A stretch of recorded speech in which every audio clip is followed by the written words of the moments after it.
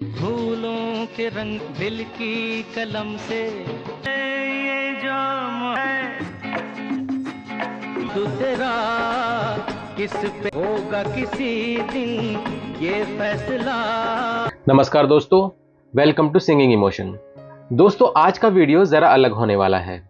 आज हम आपसे सिने जगत का कोई किस्सा कहानी शेयर नहीं करेंगे, बल्कि विश्लेषण करेंगे उस ग्रेट आर्टिस्ट की वर्सटाइल गायकी का, जिसने बॉलीवुड के कई बड़े सितारों को अपनी जादुई ताकत से अलग अलग रंग दिए। जी हाँ दोस्तों, हम बात कर रहे हैं महान प्लेबैक सिंगर किशोर कुमार की। एक ऐसा महान गायक जो सिर्फ गाता नहीं था, बल्कि हर अभिनेता के किरदार में जान डाल देता था।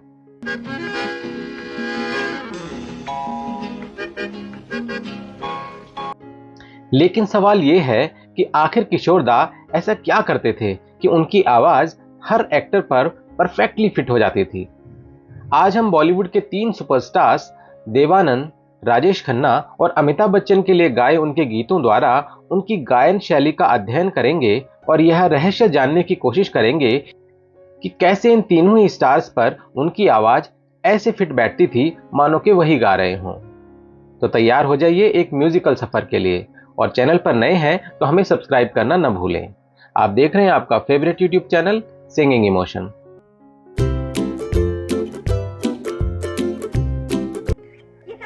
दोस्तों, क्योंकि किशोर दा पहले एक एक्टर भी रहे थे, इसलिए उन्हें ये बात बखूबी पता थी कि प्लेबैक सिंगिंग सिर्फ सुर में गाना मात्र नहीं है, बल्कि ये गायकी की एक ऐसी कला है जिसमें आपकी आवाज पर्दे पर किसी और अभिनेता को रिप्रेजेंट करती है। इसलिए ये बहुत जरूरी है कि आपकी आवाज न सिर्फ सुरीली और भावपूर्ण हो, बल्कि साथ ही उस अभिनेता के स्टाइल और मैनरिज्म से भी मैच करे। आप क्या हैं? आखिर तो आप फूल हैं, अजीब बुलबुल हैं किसी बाग के, सयाद नहीं है। ताकि फिल्म देख रहे दर्शकों को बीच में आने वाले गीत मिसफिट न लगें, बल्कि वो इसे कहानी का हिस्सा मानकर एंजॉय करें। इसलिए किशोर दा किस अभिनेता के लिए गाने जा रहे हैं, ये ध्यान में रखते हुए अपनी आवाज में कुछ माइनर से बदलाव करते थे, जिसके चलते पर्दे पर हमें ये भान होता था कि मानो वही अभिनेता गा रहा हो। वो जानना चाहते थे कि भाई ये इसका मकसद क्या है, ये क्या करना चाहता।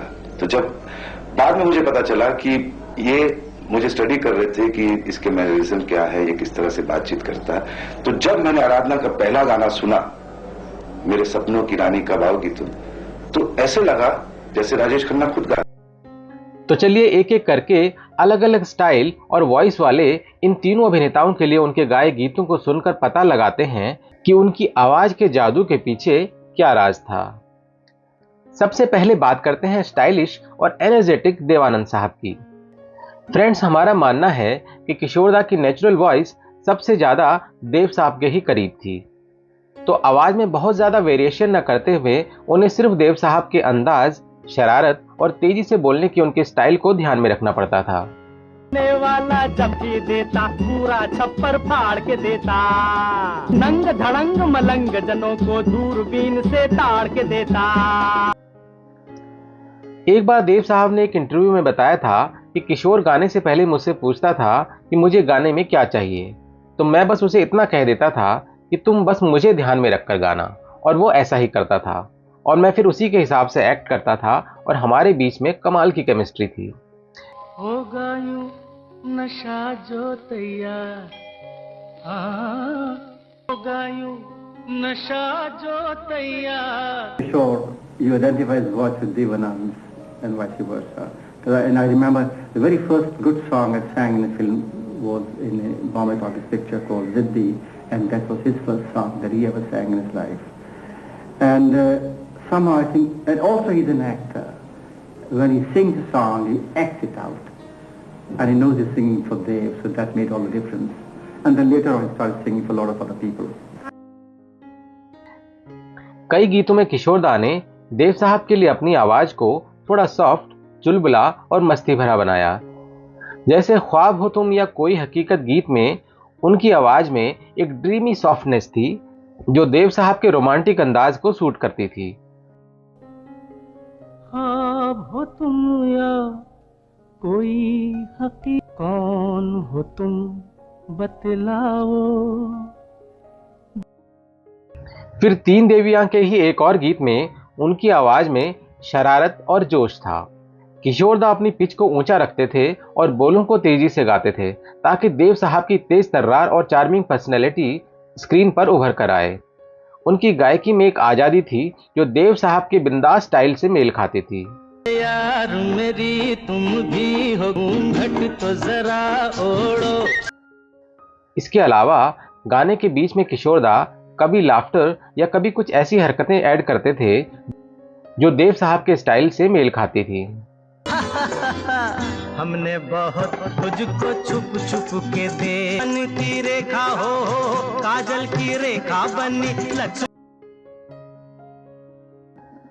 अब बारी आती है बॉलीवुड के पहले सुपरस्टार राजेश खन्ना की। किशोरदा ने राजेश खन्ना के लिए अपनी आवाज को गहरा, भावुक और थोड़ा सा हस्की बनाया। अगर आप किशोरदा के खुद के लिए गाए गीत सुनेंगे तो पाएंगे कि काका के लिए गाए गीतों में उनकी आवाज हल्की सी मॉडिफाइड लो पिच वॉइस होती थी। टूट न जाए सपने मैं 10 दिन सपनों में देखा करता हूँ। ये शाम मस्तानी या कुछ तो लोग कहेंगे जैसे गानों में उनकी आवाज में एक दर्द और रोमांस का मिश्रण था। यहाँ किशोरदा ने अपनी पिच को थोड़ा नीचा किया और सांसों को लंबा खींचा ताकि हर शब्द में भावनाएं ठहर जाएं। बेकार की बातों में इतने जाए रहना। काका की आंखों की उदासी और मुस्कान को किशोरदा की आवाज ने पूरा किया। उनकी गायकी में एक खामोश ताकत थी जो राजेश खन्ना के किरदारों को अमर बना गई।